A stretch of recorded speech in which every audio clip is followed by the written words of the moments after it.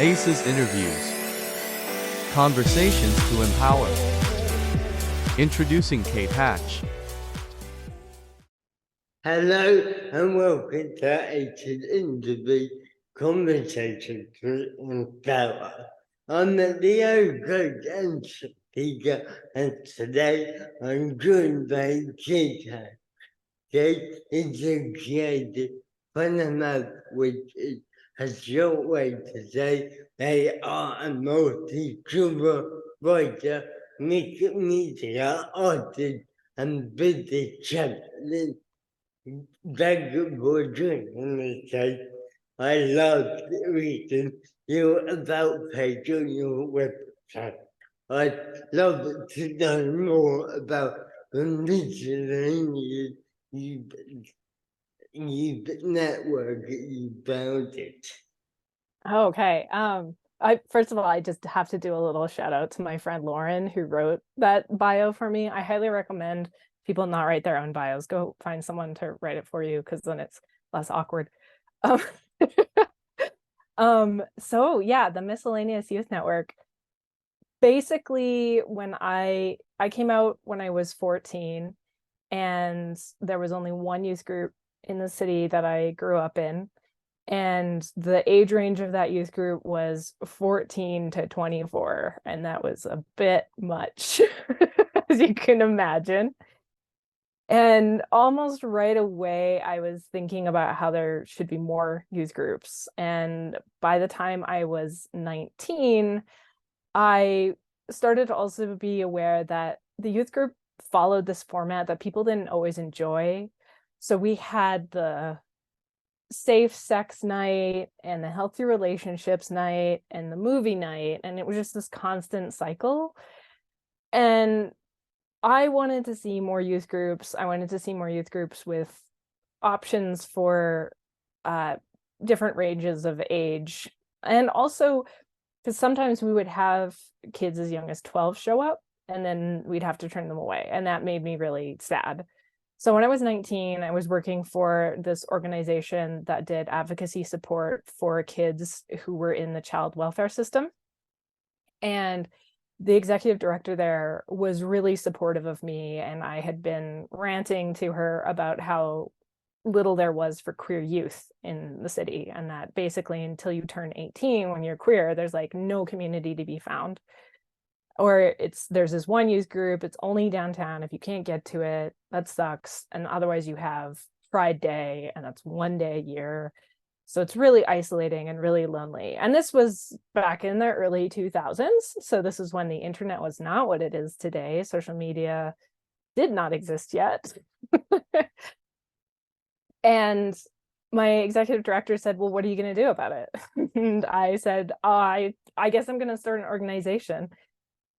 And she said, cool, you can use our office space for half days on Fridays for whatever you need to do. I know you can do it. You can set this up. So go ahead and do that. So the first thing that I did was I put together a zine, and I reached out to as many people as I could, and different organizations, the youth groups that already existed, and anybody I knew who might come into contact with queer youth, to find out like what they actually wanted.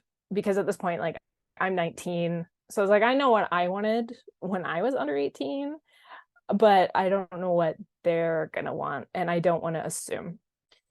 And I did about, I think, 5 like gatherings of people where I just asked them what they were up for. And basically every kid was just like, I just want a place to exist that feels safe. I just want a safe place to hang out and have fun.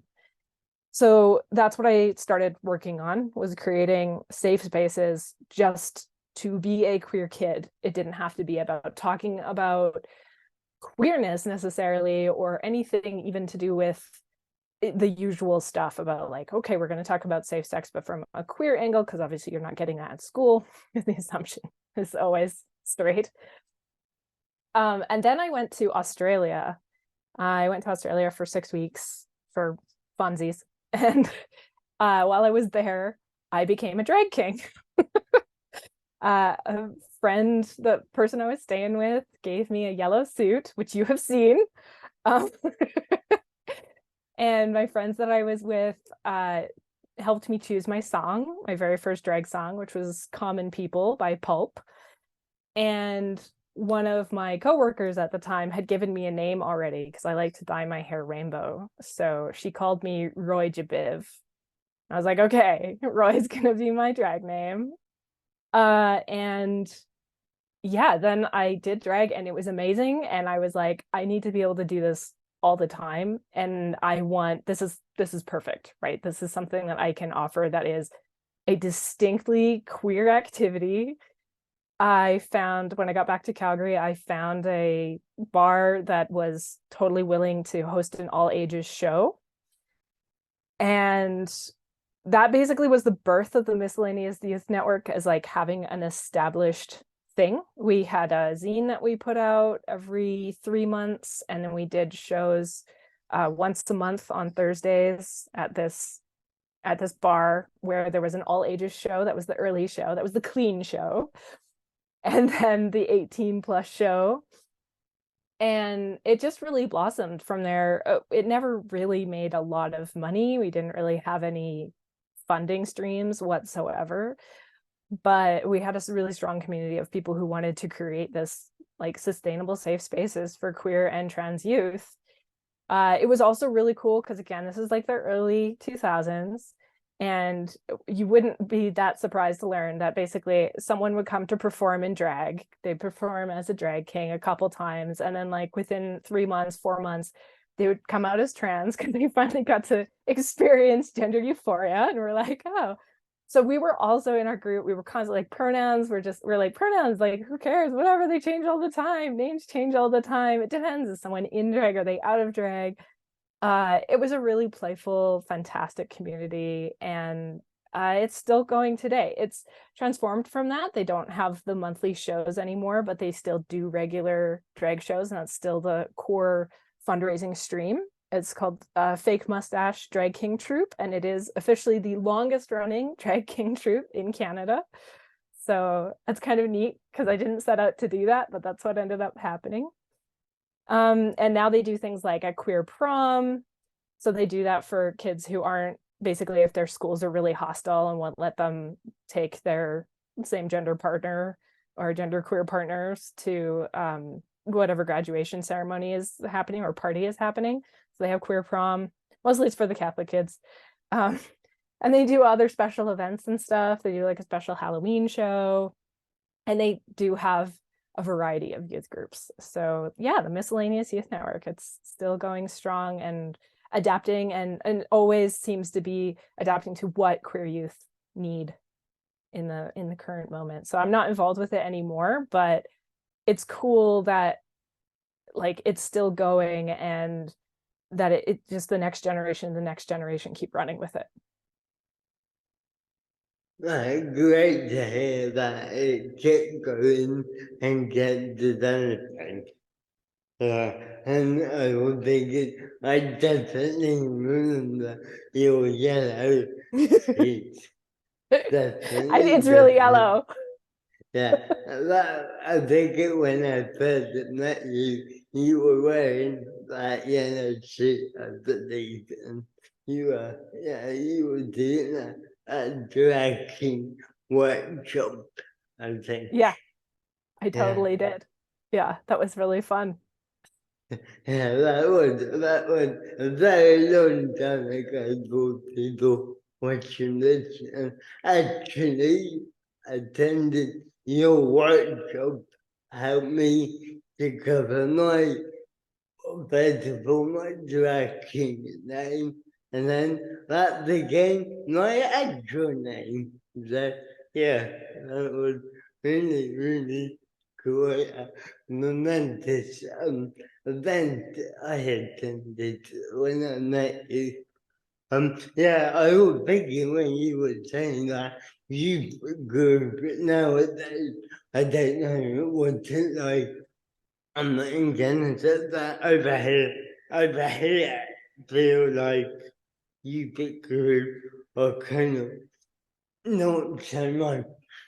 I don't exist so much nowadays, and it's more kind of community form more online, and I was wondering, like, obviously, online groups are really great and supported, but it's a shame that we kind of lost the interaction in one way. Like those little groups of people meeting up in person. Yeah, it's really hard. I would say that actually the experience of lockdown for me was generally okay. I was in a really fortunate position during all of the pandemic lockdown period. The only thing that was really hard was not being able to be in queer community. So it was like as soon as the vaccines were available, we were vaccinated, and it was like June, we were like, yeah, and we went hard for Pride. We went so hard for Pride because there's something I can never really explain it to cishetes about being in a space where you can let your nervous system relax, right? Just be at ease because you know that everybody around you is oh, did I do anything? Sorry, a pillow just landed on my keyboard. Anyway, so yeah, so queer spaces where you can just feel totally at ease because people, it's just, and like really queer spaces, because I know that you can get those sort of status quo queers where I'm like, all right, well, the places where, yeah, people are really playful with gender and I don't know, it's a really beautiful experience, and it's something that you can't quite replicate in an online setting for sure. Yeah, exactly. And you said about being fully able to relax and kind of know that you're around people who really do get it. And yeah, that kind of unbeatable. Even though online is great, I think that in person atmosphere, you can't really beat it. Yeah, you really can't. So my next question is, what do you find empowering? Well, okay, so that's a good lead in from that about being in spaces, because I was really thinking about this question, and I was thinking about the importance of connection and community, that I always feel most empowered when I have a sense of belonging, and that can be with people where I'm like mutually working towards the same kinds of things, but it's also about lineage and ancestors. So I find it really empowering to learn about my queer ancestors and to think of the queer folks who have fought for queer and trans liberation throughout the decades as ancestors. Like they are as related to me as anybody who's like in my genealogical family tree. It's just we're related by our commitment to liberation and to our shared liberation. And I find that extremely empowering. It's something to, especially when I think that I'm living in the future that they imagined, and the future they didn't get to have, and they imagined it so that I could have it. And I'm imagining that now for upcoming generations, which feels extra important right now, like feeling empowered at a time when trans people are just like the target of the worst kind of bigoted vitriol that conservatives are going after human beings so like masks off, not even trying to disguise the hatred and violence that they want to enact on trans people in the world. It's it creates a lot of rage and a lot of grief for me, and so it's really good for me to remember the wider community that I'm part of, which is, yeah, others who are out there doing the same kind of protective work or creative work or generating queer joy and celebrating that, and every single ancestor who came before, like Marsha P. Johnson and Sylvia Rivera and Stormy DeLaveray, and they're all like great, powerful people that I think like I get to live in a world that they helped build. And so what is the world that I'm going to help build? So one of the ways that I do that is also through my artwork and my writing. Like I find that very empowering, is to write the stories that bigots don't want people to hear, right? Because it challenges it challenges the idea that there's anything like essential or biological about the hierarchies that they have decided to enforce and enact and try to impose on everyone. Like, yeah, of course, you know, all of us genderqueer rebels are a threat because we're proof that there isn't like a superiority in the hierarchy of gender. We're proof that like gender is extremely fluid and beautiful and flexible and creative as anything else that humans are capable of. So yeah, artwork, writing, lineage, community, all of that is really empowering. And knowing that I am part of something much bigger and that what I do does matter because of that. Yeah, absolutely. I think obviously one of the things that are pretty unbearable in a lot of the world for many, many queer people. And it does feel like we're really under attack.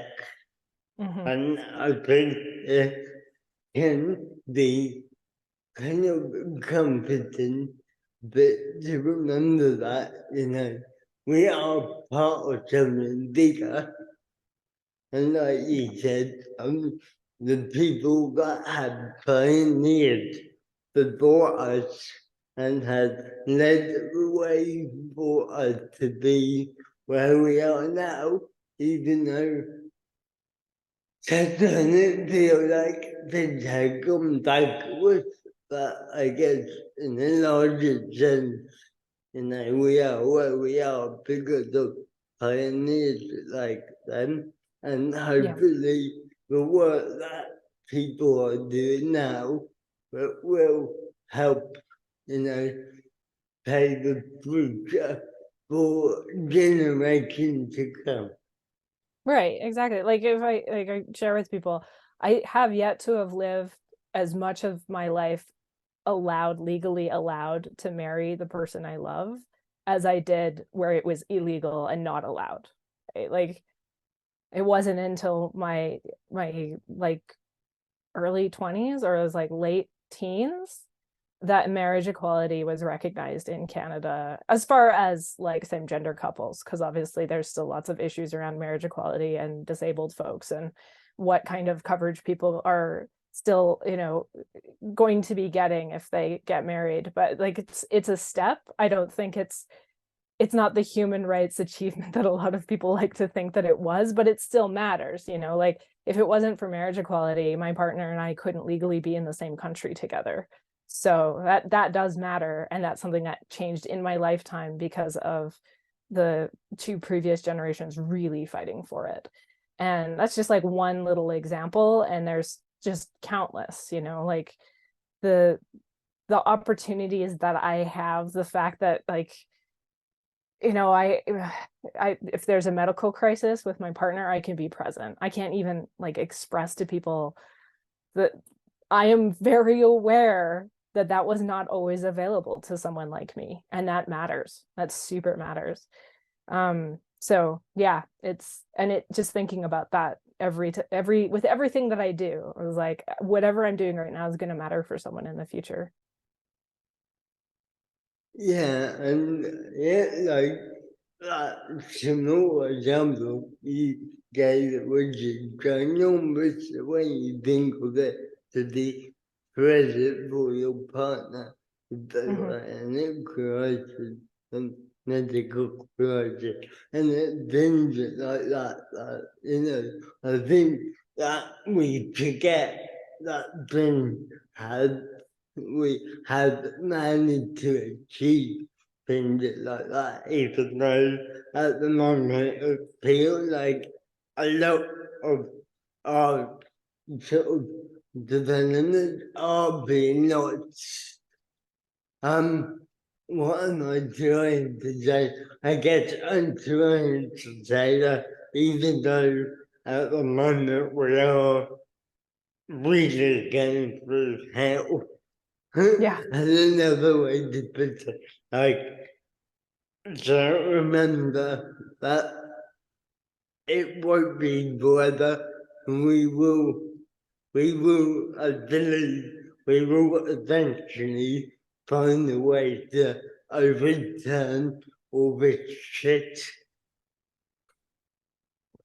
Yeah, exactly, right? It's that sort of that these are very, very hard won rights because it's not in the interest of the people who are oppressing us for us to have these rights. Um, and that is also, yeah, it's like a point of tension all the time that any of these things could be rolled back, and to appreciate what we have got, and then also to remember what we're protecting at all times, right? Like protecting trans youth. Like, I want trans kids to get to be trans kids and live their life comfortably and go through the experience of childhood without it just being like marked by trauma constantly. And I want that for like all queer kids. I just want, yeah, it's a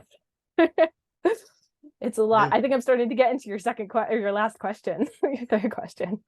Okay, well, let's go into that one then. So that is, what difference would you like to see or make in the world? Yeah, so basically there's a few things. I would love to see a world where disability justice in particular is really core to it, because my experience in activism, I've been an activist basically since I was 14.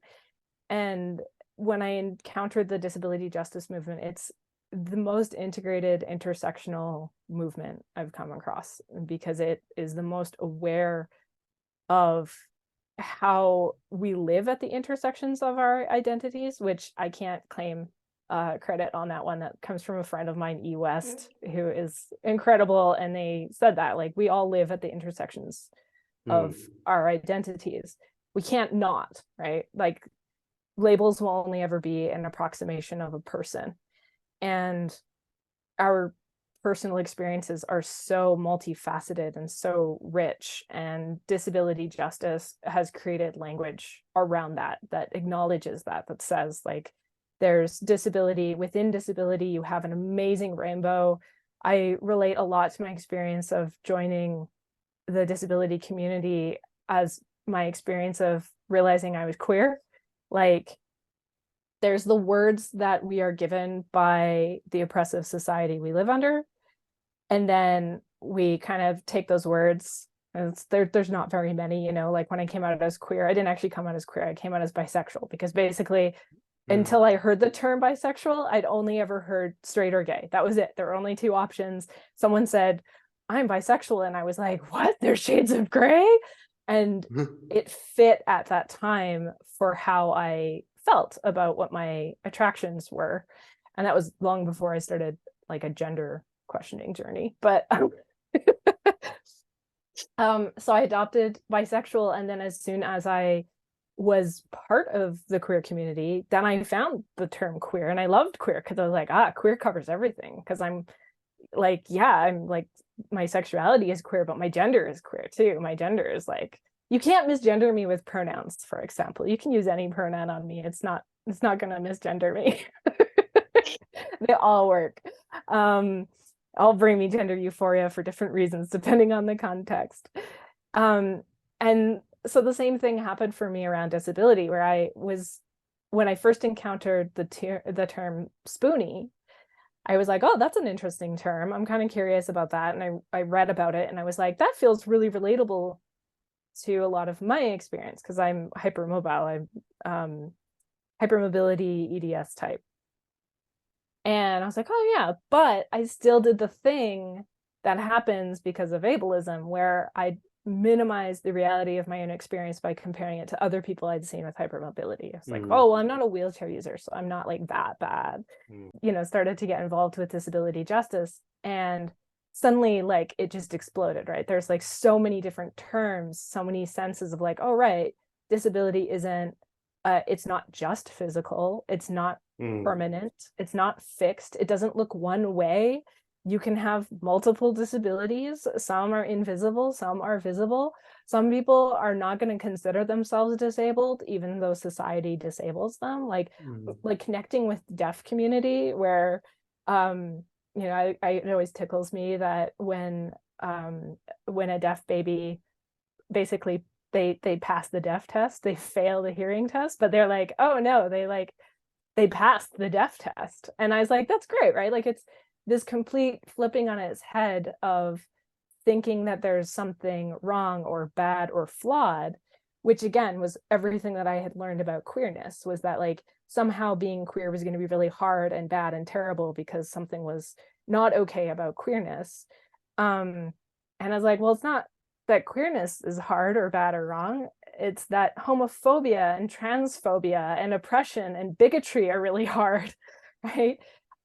Disability isn't hard if you have your needs met, if you have a society that is actually focused on care, that actually centers people and the variations of humans, right? So the difference that I want to see and make in the world is about how do I live in a way that honors the complexity of my own identity in a way that's so compelling that other people get really curious and want to do the same, right? That centers care and access intimacy, where we are safe to tell people what our access needs are without feeling like our jobs or our housing or our medical care are going to be threatened, where we can just ask for what we need and people don't ask us to justify a need, you know? Like in my totally dreamy situation, everyone has a house because housing shelter is a basic need. We just provide houses. Medical care is 100% free and accessible. When anybody tells you anything about their identity, you accept that as their truth, and you don't have to understand it deeply to just accept that someone else understands their own truth. And you can just honor them in that.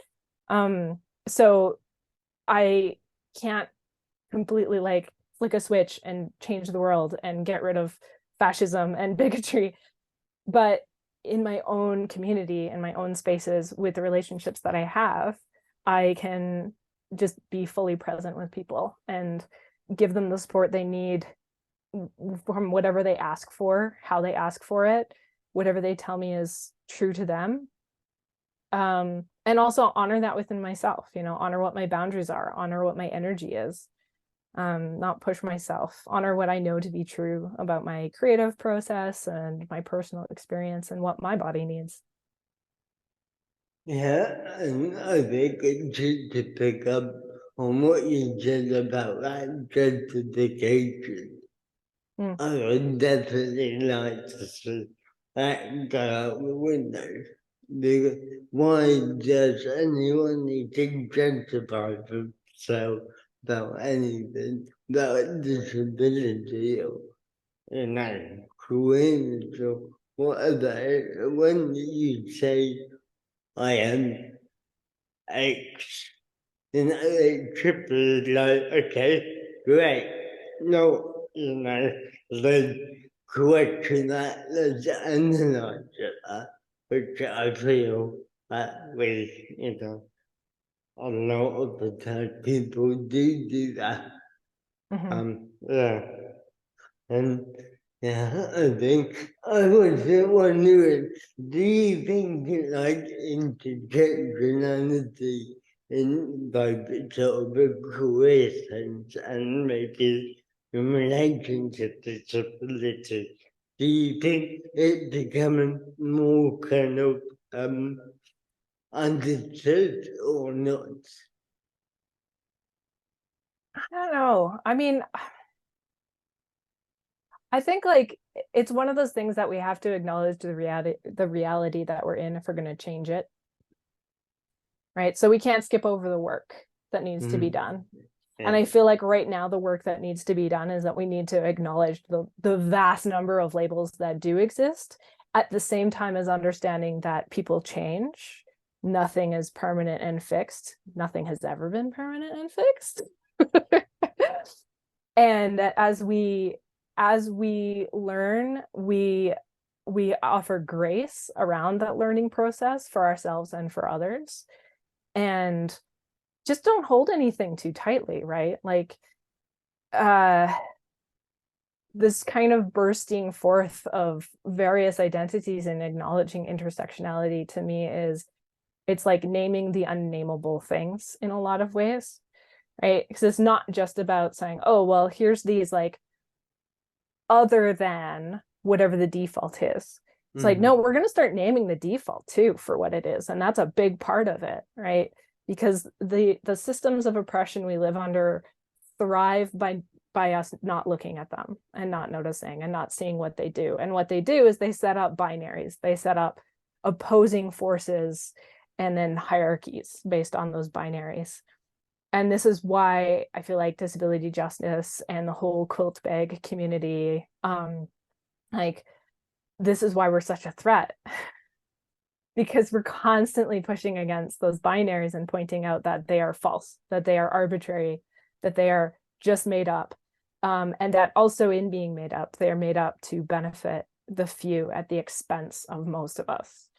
So it's really it's like a hard thing, because it's like, oh, we're just people and we're quite easily confused. And it's like a really, I don't know, to me, it's like holding the macro and the micro at the same time. Like, how can I look at the bigger interconnected world and understand there are ways I'm going to be identified, and there are things about even labels I choose for myself that people will make assumptions about that are totally incorrect.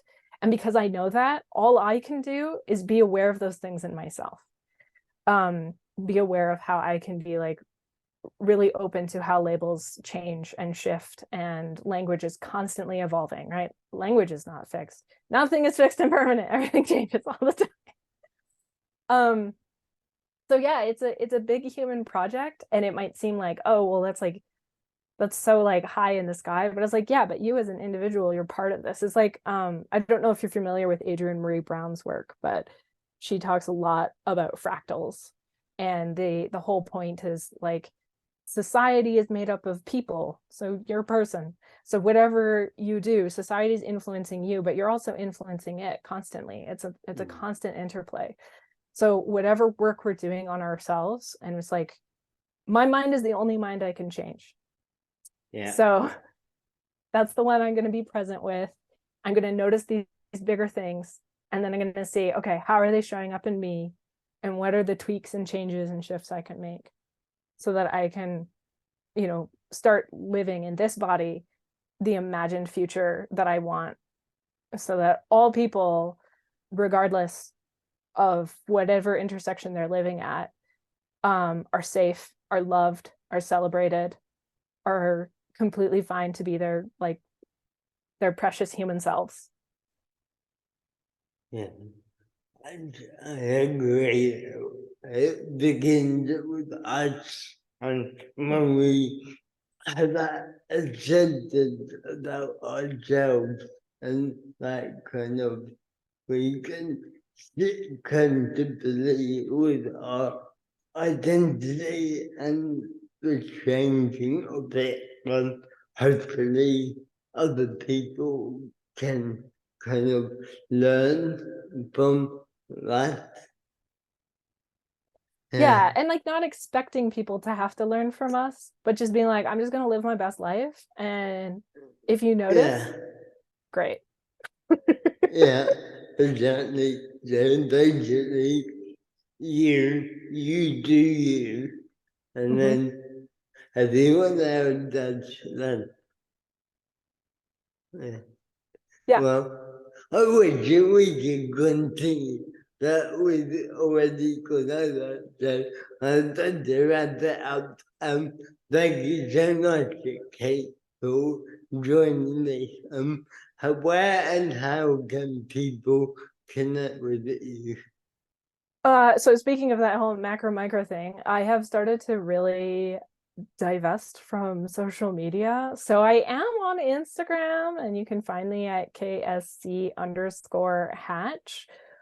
But I am not on there a whole lot, and I'm probably going to be on there less. I'm even contemplating deleting it, which is wild, I realize. But the best way to find me is on my website, which is kschatch.com. You can email me through my website, and that is generally where I share what I am doing, and you can connect from that to my blog. I have a Substack blog. I put out a post every Wednesday, almost always. If you sign up to that, you'll get an email like from me weekly. If you are able to be a paid subscriber, you also get the option to leave comments. Great, and I'll share your blog and in social media and the website with it into the thanks, Kate. Thank everybody who watched it. Check out all the other conversations and find out about my coaching and speaking at AsianDiversityTraining.com, and Asian Institute will be back soon with another powerful conversation. Bye for now. Don't forget to like, follow, and subscribe.